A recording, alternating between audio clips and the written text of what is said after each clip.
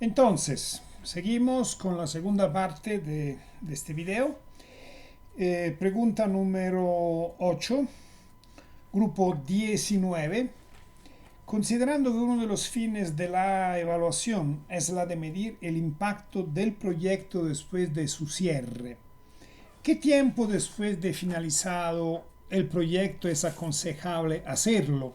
¿Y cómo se deben considerar los costos que eso implica? Teniendo en cuenta que el presupuesto de un proyecto normalmente va hasta la fecha de cierre del mismo, ¿correcto? Entonces, bueno, aquí estamos hablando de la evaluación de impacto, o sea, de la evaluación que se hace después del cierre del proyecto. En ese caso también hay varias preguntas, fundamentalmente dos. Una, ¿cuánto tiempo después del cierre del proyecto es oportuno hacer una evaluación de impacto? Yo diría no menos de un año y medio, dos, porque el valor agregado de una evaluación de impacto es que cuando se hace, digamos, es más fácil detectar qué fue lo que quedó del proyecto después de su cierre. Y por eso no es oportuno hacer una evaluación de impacto poco tiempo después del cierre de un proyecto, 6 meses, 9 meses, un año. En mi experiencia sigue siendo poquito. Por eso dije entre 18 y 24 meses. O sea, no antes de 18 o 24 meses después del cierre del proyecto. Segundo, ¿cómo se financia? Bueno, la primera parte de la respuesta ya está en la pregunta. Como es una actividad que se hace después del cierre, seguramente no se hace con recursos a cargo del proyecto, por la razón que el mismo grupo que hizo la pregunta indicó. Y entonces la respuesta es simple, o sea, hay que utilizar recursos adicionales. Eh, por ende, hay organizaciones sin ánimo de lucro, no gubernamentales, que difícilmente cuentan con los recursos necesarios para financiar una evaluación de impacto. Mientras que normalmente los financiadores, o sea, las entidades que financian proyectos, no tienen problemas en contar con los recursos necesarios para financiar también las eventuales evaluaciones de impacto. Seguimos, pregunta número 9, grupo 17, Mercedes Cárdenas desde San Cristóbal, Táchira. En el caso del proyecto del equipo, que consiste en la colocación de techos verdes, madera plástica 100% reciclable, en 6 edificios residenciales de 10 pisos, bien grandes, con cierta edad. Aquí sigue el nombre del conjunto residencial, así como la creación de un programa que oriente y permita a los habitantes del lugar a separar y clasificar los residuos sólidos. ¿Cuál sería la estrategia para diseñar los indicadores objetivamente verificables para cada una de las partes de la propuesta?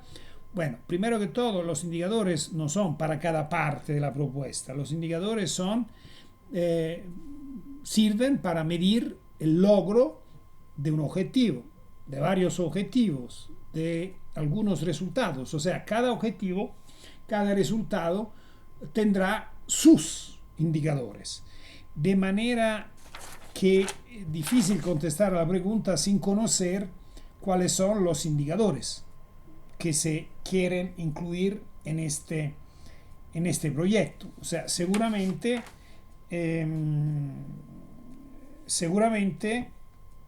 serán indicadores relacionados con variables ambientales, pero me resulta difícil proponer estrategia para diseñar indicadores sin conocer por lo menos el marco lógico, digamos, de este proyecto. Pregunta número 10.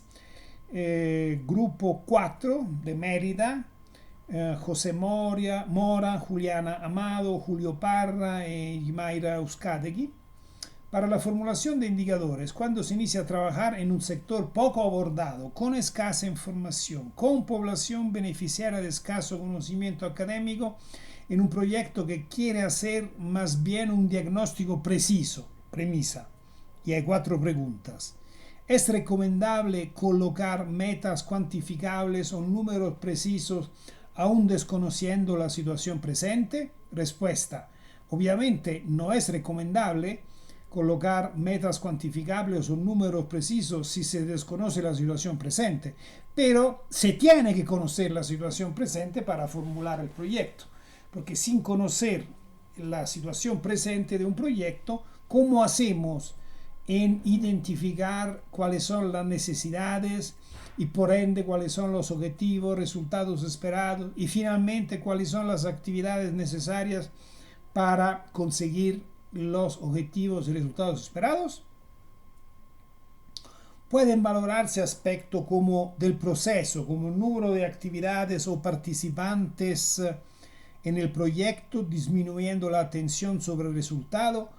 No, o sea, aspectos como número de actividades o participantes del proyecto, un número de participantes son aspectos que tienen que ver con, por ejemplo, el cumplimiento de las actividades. Es importante tenerlo en cuenta, pero no es que formular indicadores que miden el cumplimiento de las actividades excluye o es opuesto o es alternativo a los indicadores necesarios para medir el logro de los resultados o de los objetivos. Es necesario hacer ambas cosas y por ende es necesario formular indicadores para ambas cosas. O sea, tanto es necesario formular indicadores, se llaman indicadores de proceso, de cumplimiento, y son los indicadores que miden, valga la redundancia, el cumplimiento de las actividades, y también hay que formular indicadores que miden el logro de resultados, indicadores que miden el logro de objetivos. O sea, no hay relación de exclusividad. Todo eso es necesario hacerlo en el marco de un proyecto. Tercera pregunta, ¿qué se recomienda medir en el caso de proyectos educativos? Cambio de actitudes, número de acciones, asumiendo que se cuenta con recursos financieros limitados para el proyecto. Cuando hablamos de proyectos educativos hablamos de aprendizaje y de comportamientos. O sea, los beneficiarios del proyecto aprendieron. ¿Qué aprendieron? ¿Están aplicando lo que aprendieron? La aplicación de lo que aprendieron está modificando algo, por ejemplo, aumentando sus ingresos o mejorando sus condiciones de salud. Cuando trabajamos con proyectos educativos, independientemente de cuál sea el ámbito de aplicación de la educación, de la capacitación, de la formación, obviamente tenemos que formular indicadores relacionados con ese tipo de procesos. ¿Dónde hacer énfasis con el indicador? Acuérdense que el indicador siempre es la medición de un fenómeno, de un proceso que es el logro de un objetivo. Entonces, el énfasis en el indicador dependerá de cómo está formulado el objetivo, de cómo está formulado el resultado esperado. Pregunta número 11. Grupo 16 del Táchira, Jorley Villalta, Giancarlos Bermúdez y Fernando Carrero Silva. Nuestro proyecto, implementación de alternativas tecnológicas para una agricultura sustentable en el sector La Curva, municipio Lobatera, estado de Táchira, tiene como principal parte interesada a los productores agrícolas del sector La Curva, que como muchos actores en América Latina pueden presentar resistencia al cambio, ya sea por la tradición histórica o por falta de educación o información, lo que indudablemente incide en todas las partes del proyecto, monitoreo, evaluación, incluso en la auditoría. Entonces, nuestra primera interrogante es: ¿qué estrategia o actividades implementar para minimizar esta situación?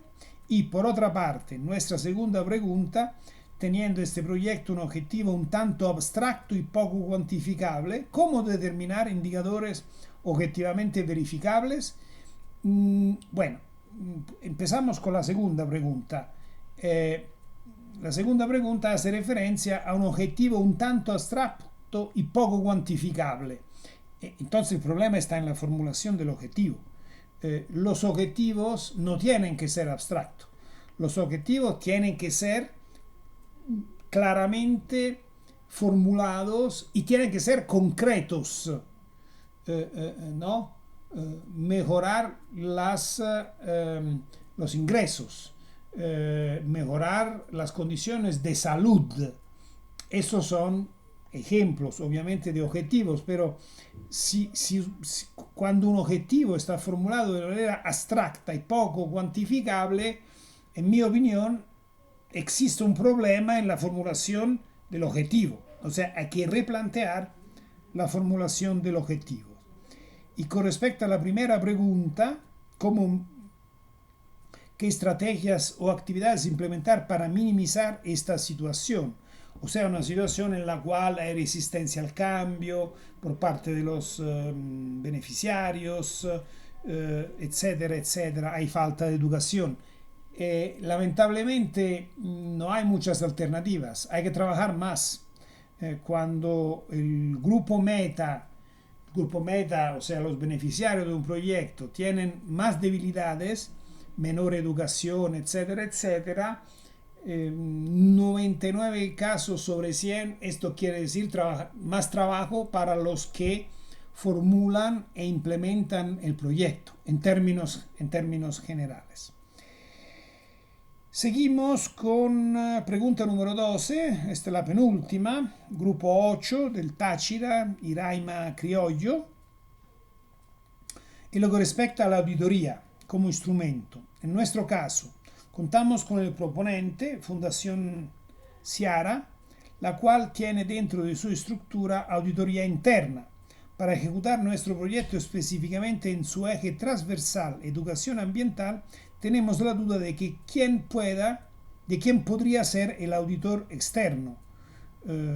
Aquí se menciona CISP y o UNED, o sea, la universidad, una de las universidades que también está coorganizando este diplomado, considerando la posibilidad de hacer una alianza estratégica con estas instituciones.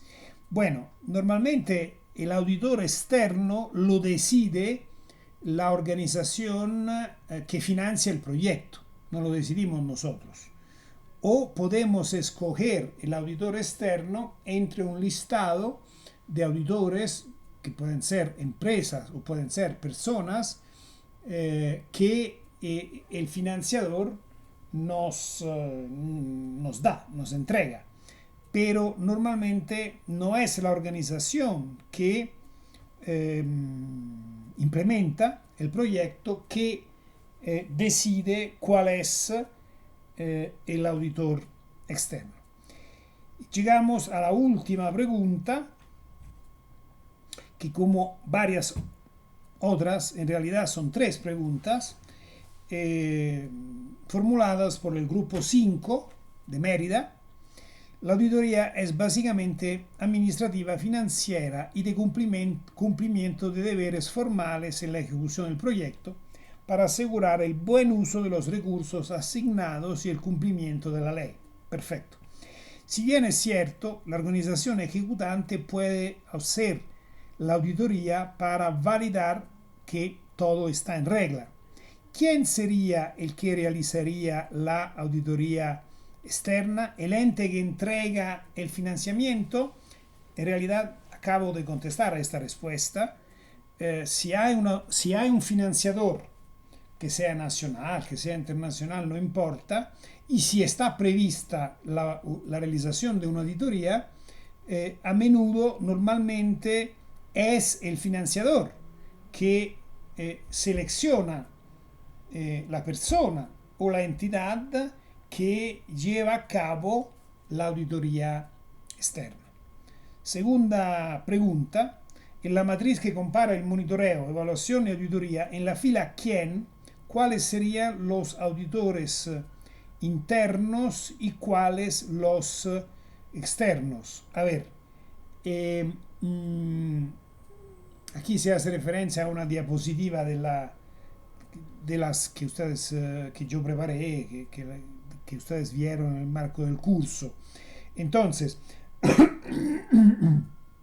en ambos casos, tanto evaluadores externos como evaluadores internos, son personas u organizaciones que tienen experticia, experiencia en temas contables, administrativos y financieros. Eso es, como decir, un requisito de base para ser auditores. Y desde este punto de vista la situación no cambia tanto si son auditores internos o externos. ¿Hay alguna técnica específica o procedimiento que permitan hacer inferencia? Me imagino que siempre estamos hablando de auditoría. Respuesta, claro que sí, pero la respuesta, esta es la respuesta sintética. La respuesta más técnica no tengo la posibilidad de formularla en ese contexto porque se llevaría mucho tiempo. Acuérdense que sobre temas de auditorías existen bibliotecas de manuales y de otras fuentes, bibliotecas, quiero decir decenas, centenares, miles de libros, manuales, etcétera, etcétera, sobre cómo hacer las auditorías, qué técnicas utilizar para las auditorías, de manera de que, repito, y además las técnicas varían también según el tipo de proyecto, ¿no? Un proyecto de tipo social es una cosa, auditar una organización empresarial es otra cosa. Hay similitudes, pero también hay diferencias. Bueno, entonces muchas gracias a todos y todas por la paciencia, por haberme escuchado en esa oportunidad. Les deseo mucho éxito con el diplomado que ya se está acercando a su cierre. Espero que la experiencia en su conjunto les haya servido y les sirva en el próximo futuro en sus trabajos con grupos sociales o con otros tipos de interlocutores. Gracias nuevamente a todos y todas y mucho éxito.